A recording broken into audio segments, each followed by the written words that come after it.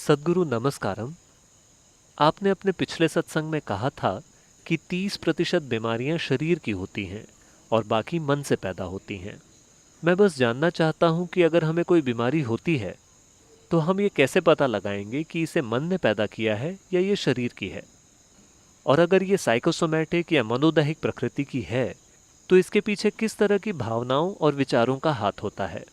हम कैसे इसका पता लगाएं और अगर हो सके तो इसे कैसे ठीक करें। धन्यवाद। मान लीजिए कि आपका दायां हाथ अजीब हरकतें करता है, आपको मारता है, आंखों को कोचता है। आपको बीमारी है या नहीं? है ना? निश्चित रूप से है। आपका मन बिल्कुल यही कर रहा है ना? ये जागता है, इधर उधर जाता है, आपको चोट पहुंचाता है, आपको रुलाता है, आपको दुख देता है। आपको बीमारी है या नहीं? अगर आपका हाथ आपको कोंच रहा है, मार रहा है, पीट रहा है, तो निश्चित रूप से आप बीमार हैं, है ना?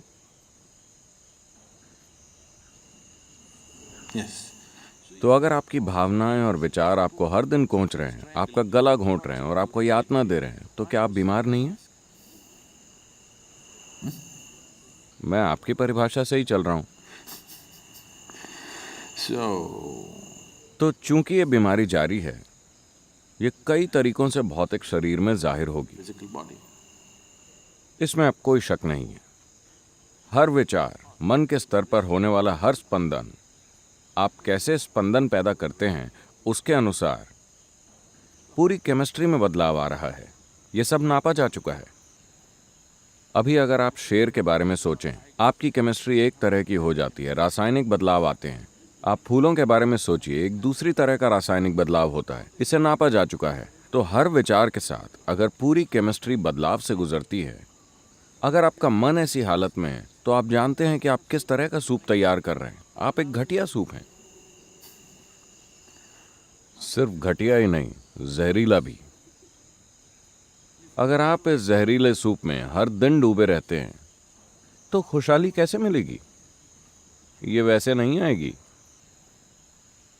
इस दुनिया में आज इस चीज पर हमारा इतना ज्यादा नियंत्रण नहीं है कि हम क्या खाते हैं, क्या पीते हैं, क्या सांस में लेते हैं।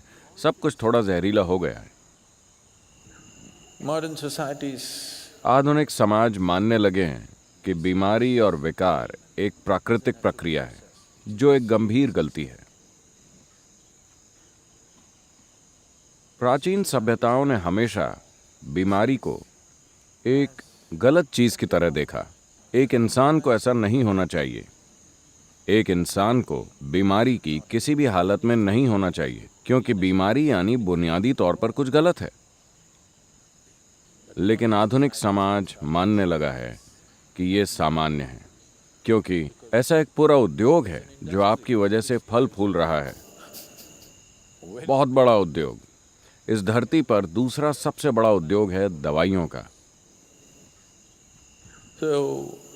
अगर इस दुनिया में दवाइयों का उद्योग दूसरा बड़ा उद्योग है, यानी कि घटिया सूप की भरमार है। आपको हर दिन इसमें कुछ ना कुछ डालना होता है ताकि नहीं, अगर आप चाहें तो हम इसे बड़े शानदार सूप में बदल सकते हैं। केमिस्ट्री बहुत शानदार अवस्था में है। आनंदमय होना स्वाभाविक है। अगर आप ऐसा करते हैं तो यकीन कीजिए, धरती से 70% बीमारियां गायब हो जाएंगी। बाकी बची 30% कई बाहरी कारण होते हैं जो हमेशा काबू में नहीं होते। आप उन्हें काबू नहीं कर सकते, सिर्फ कुछ हद तक। तो अगर आप लगातार अपने भीतर बुरी केमिस्ट्री पैदा कर रहे हैं, तो आपके भीतर के जीवन को कैसे पता चलेगा कि आप खुशहाली चाह रहे हैं? कैसे? यह अन्याय है। आपके भीतर का जीवन सोचता है इसे बीमारियां पसंद है और वो आपको दे देता है। अगर आप अपने सिस्टम को जहरीला बना रहे हैं भीतर से, जिसके लिए ठोस सबूत मौजूद है कि हर विचार और भावना के साथ आपके शरीर की रासायनिक संरचना बदल रही है, अगर आप अपने भीतर जहर पैदा कर रहे हैं और आप अच्छे से जीना चाहते हैं, ये कैसे होगा? जीवन ऐसे काम नहीं करता। जब तक आप सही चीजें नहीं करते, आपके साथ सही चीजें नहीं होंगी।